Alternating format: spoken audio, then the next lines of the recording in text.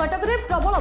वर्षा सह घड़घड़ी अति प्रबल वर्षा कटकर अनेक स्थान में रास्ता उपरे वर्षा पानी अत्यधिक वर्षा जो ड्रेन रे वर्षा पानी निष्कासन हो पार कटकर विभिन्न स्थान में रास्ता उपरे वर्षा पानी और ड्रेन पानी एकाठी रास्तार पानी निष्कासन हो पार यातायात बाधाप्राप्त आज मध्याह्न वर्षा आरंभ होता यह वर्षा घर बाहर लोकों कष्टकर हो पड़ी जल निष्कासन ठीक से हो न पार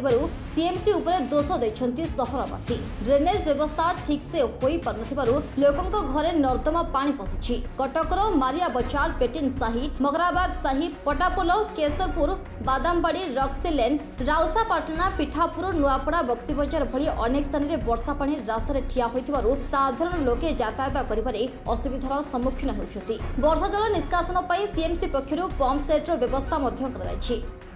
वर्षा दिन आसिलानी